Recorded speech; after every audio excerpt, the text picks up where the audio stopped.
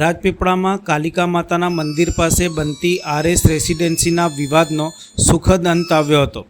રાજપીપળાના પ્રસિદ્ધ કાલિકા માતાના મંદિર પાસે લાલ ટાવર નજીક સિંધીવાડ આરજુ સોસાયટીની બાજુમાં નિર્માણ થતી આરએસ રેસિડેન્સીના માલિકો દ્વારા ખુલ્લા પ્લોટોનું વેચાણ સરકારની તમામ પ્રકારની મંજૂરીઓ સાથે અશાંત ધારા સહિતની તમામ પરવાનગીઓ મેળવી કરવામાં આવતું। સ્થાનિક લોકોને આ જગ્યાએ મસ્જિદ મદ્રેસા બનશેની ગેરસમજથી વિવાદ ઊભો થયો હતો।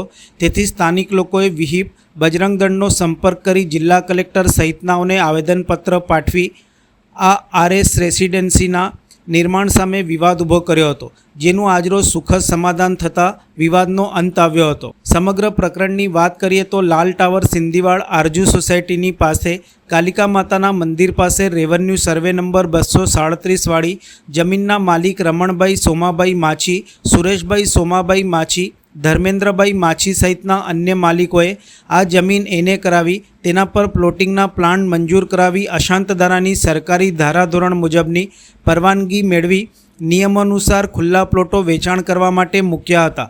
આ પ્લોટ મોટાભાગે આ વિસ્તારમાં મુસ્લિમ સમાજની વસ્તી વધારે હોય ને મુસ્લિમો ખરીદે અને પાસે મંદિર હોય ને મસ્જિદ મદ્રેસા બનાવે તેવી ગેરસમજથી સ્થાનિક આદિવાસીઓએ વિરોધ કર્યો હતો અને વિહિપ બજરંગ દળનો સંપર્ક કરી જિલ્લા કલેક્ટર સહિતનાઓને આવેદનપત્ર આપ્યું હતું। આ મામલે જમીનના માલિક રમણભાઈ સોમાભાઈ માછી, સુરેશભાઈ સોમાભાઈ માછી સહિતનાઓએ અને સ્થાનિક મંદિર પાસે વસતા આદિવાસીઓ સાથે આજરોજ સુખદ સમાધાન થયું હતું।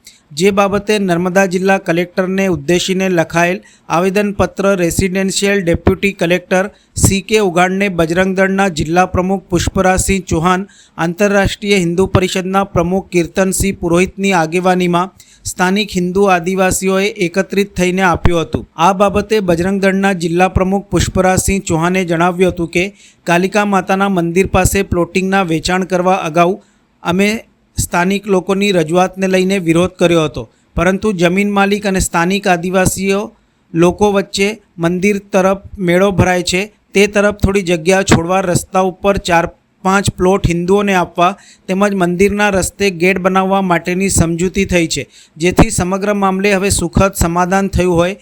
આરએસ રેસિડેન્સીના માલિકો કોઈને પણ પ્લોટિંગનું વેચાણ કરે અને આરએસ રેસિડેન્સીનું નિર્માણ થાય એની સામે હવે કોઈ જ જાતનો સ્થાનિક હિન્દુ આદિવાસીઓને વાંધો કે વિરોધ નથી। આ મામલે સ્થાનિક આદિવાસી આગેવાન સંદીપભાઈ વસાવાએ પણ જમીન માલિકો અને અમો સ્થાનિક લોકો વચ્ચે સુખદ સમાધાન થયું હોવાનું જણાવ્યું હતું। અમારે જે આગળ જે આ જમીન હતી કાલિકા માતાની મંદિર, અને એ મંદિર અમારું એક પૌરાણિક મંદિર હતું, રાજા રજવાડા વખતનું 400 વર્ષ જૂનું મંદિર હતું।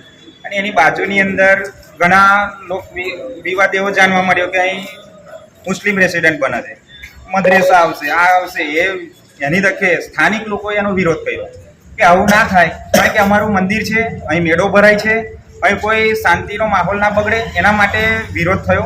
ત્યાર પછી અમે એને જોયું, ત્યાર પછી અમારી માંગ હતી કે ભાઈ આ જગ્યા આટલી જગ્યા છોડી દે, મંદિર માટે આટલી જગ્યા છોડીને રેસિડેન્ટ બનાવે તો અમને કોઈ વાંધો નથી।